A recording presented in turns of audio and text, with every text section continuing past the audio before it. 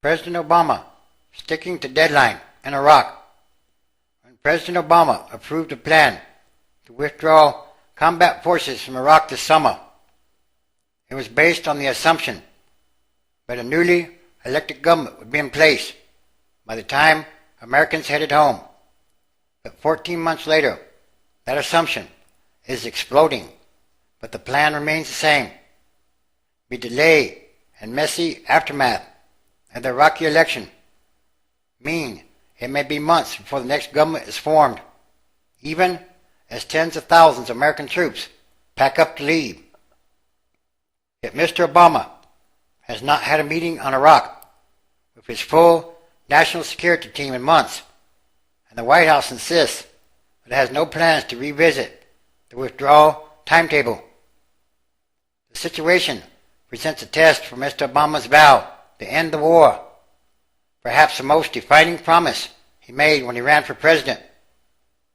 While Mr. Obama has proved flexible about other campaign promises and deadlines, his plan to pull out combat forces by August and the remaining 50,000 trainers and advisors by December 2011 has been the most inviolate of policies.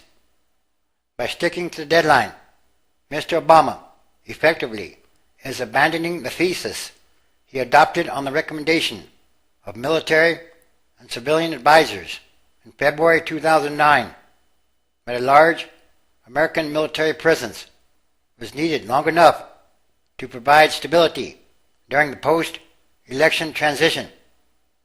Instead, the President is now relying on the conclusion the Iraqis are stepping up to the challenges of governing and security that for too long has depended on Americans. So in other words, what was there really to win in Iraq? And what have they won?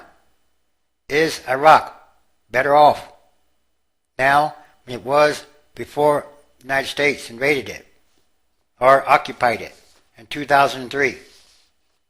We see no indications now that our planning needs to be adjusted, said Ben Rhodes, a deputy national security advisor to Mr. Obama.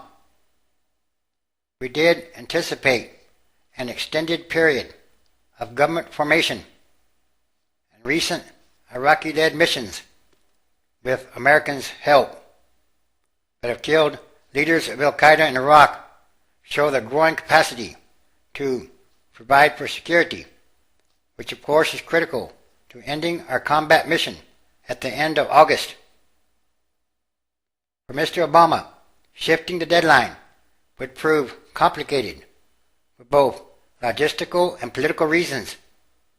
As he pulls troops out of Iraq, he has been sending more to Afghanistan, putting pressure on the armed forces. And with his liberal base angry at the Afghan troop buildup, any delay in the Iraq drawdown could provoke more consternation on the left. But the resistance to revisiting the deadline has drawn concern from former American officials, including some who participated in formulating the Obama policy last year.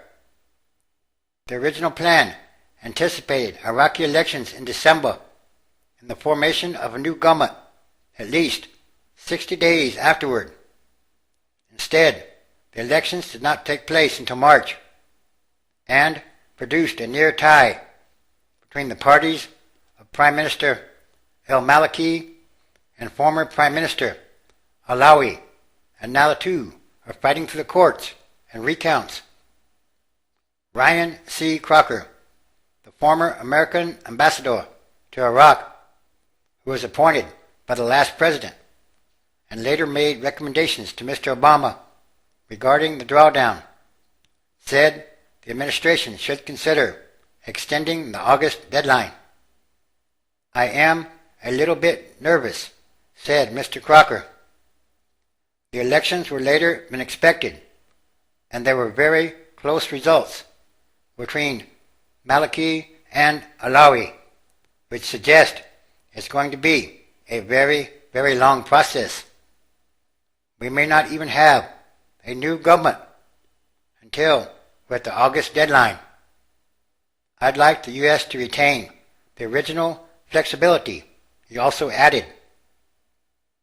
Megan L. O'Sullivan, a former Deputy National Security Advisor who oversaw Iraq policy, also said August might be too soon. I'm for a shift away from the current rigid deadline to something more flexible, more reflective of the fluid and tense situation in Iraq, where the last thing the Iraqis really need is for the United States to be focused more on exit than anything else at a moment of high political uncertainty, she said. Two former officials who worked on Iraq policy in the Obama administration said that after it became clear how late the elections would be, General Ray Odierno, the commander in Iraq, wanted to keep 3,000 to 5,000 combat troops in northern Iraq after the August 31st deadline. But the officials said it was clear that the White House did not want any combat units to remain. In other words, Iraq is not really all that stable.